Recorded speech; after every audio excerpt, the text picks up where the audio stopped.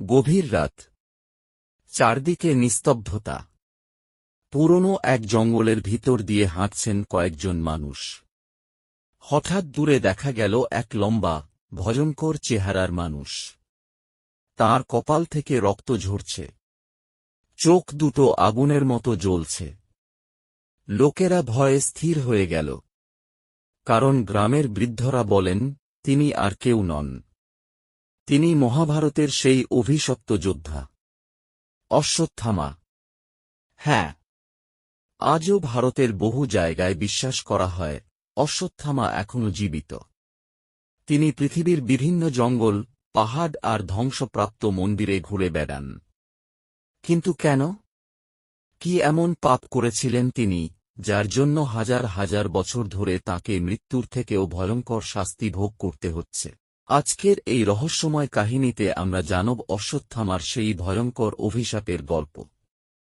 ভিডিওটি শেষ পর্যন্ত দেখো, কারণ শেষে এমন কিছু তথ্য আছে যা শুনে তোমার শরীরে কাঁটা দিয়ে উঠবে।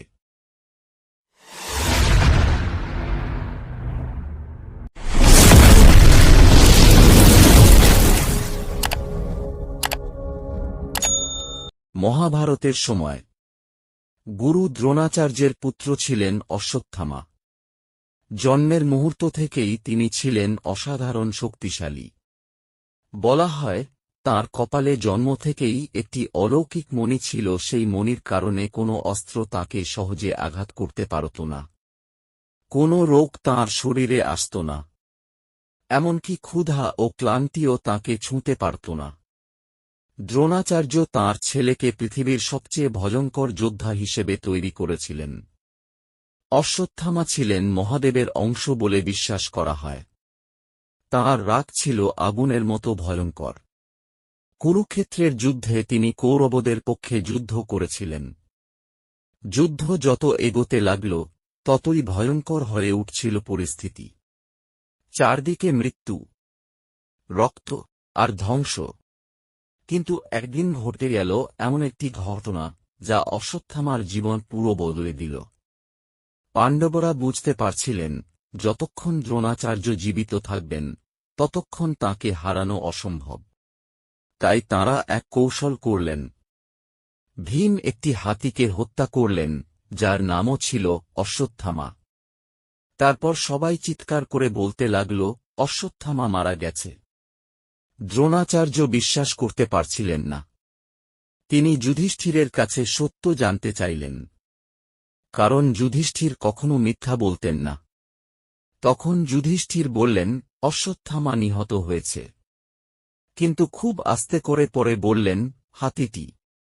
যুদ্ধের শব্দে দ্রোণাচার্য শেষ কথাটা শুনতে পেলেন না। তিনি ভাবলেন তাঁর ছেলে মারা গেছে। শোকে ভেঙে পড়লেন দ্রোণাচার্য। অস্ত্র ফেলে ধ্যানে বসে পড়লেন। আর সেই সুযোগে ধৃষ্টদ্যুম্ন তাঁকে হত্যা করলেন।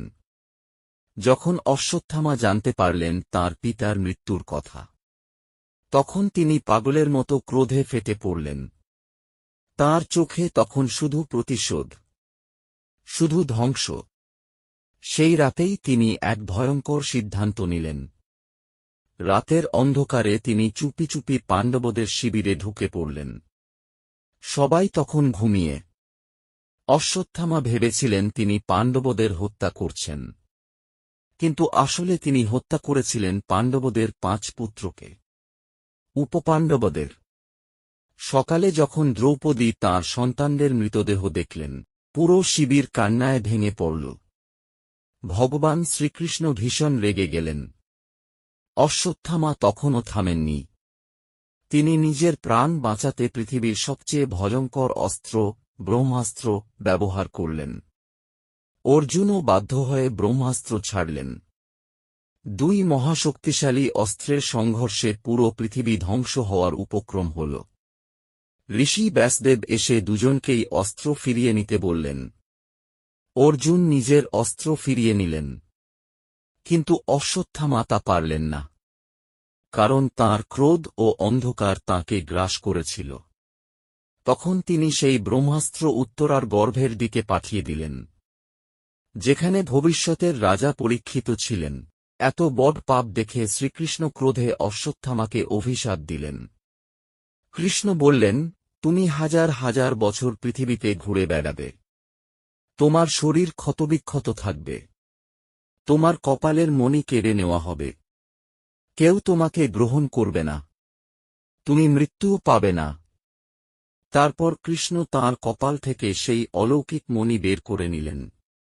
সেই মুহূর্ত থেকেই শুরু হয় অশ্বত্থামার অভিশপ্ত জীবন। বলা হয়, আজও তিনি পৃথিবীতে জীবিত আছেন। ভারতের বিভিন্ন জায়গায় তাঁকে দেখার দাবি করেছেন বহু মানুষ। বিশেষ করে মধ্যপ্রদেশের অশ্বত্থামা সম্পর্কিত কিছু পুরনো মন্দির ও জঙ্গলে। লোককথা অনুযায়ী গভীর রাতে এক লম্বা মানুষকে দেখা যায়। তার কপাল থেকে রক্ত ঝরে। তিনি নাকি মন্দিরে এসে চুপচাপ পূজা দিয়ে আবার অদৃশ্য হয়ে যান। অনেকে বলেন, তিনি আজও মুক্তি খুঁজছেন। নিজের পাপের জন্য অনন্ত যন্ত্রণা ভোগ করছেন। কিন্তু এই কাহিনীর ভিতরে লুকিয়ে আছে এক ভয়ঙ্কর শিক্ষা। ক্রোধ যখন মানুষের মন দখল করে নেয়, তখন মানুষ নিজের বিচারবুদ্ধি হারিয়ে ফেলে। অশ্বত্থামা ছিলেন মহাশক্তিশালী যোদ্ধা। কিন্তু প্রতিশোধের আগুন তাকে এমন পথে নিয়ে গিয়েছিল যেখান থেকে আর ফেরার রাস্তা ছিল না। আজও তাই তাঁর নাম শুনলে মানুষের মনে ভয় জাগে। কারণ তিনি শুধু একজন যোদ্ধা নন, তিনি এক অভিশপ্ত আত্মার প্রতীক। আর হয়তো পৃথিবীর কোনো অন্ধকার জঙ্গলে, কোনো প্রাচীন মন্দিরের পাশে অশ্বত্থামা আজও ঘুরে বেড়াচ্ছেন মুক্তির আশায়। জয় শ্রীকৃষ্ণ।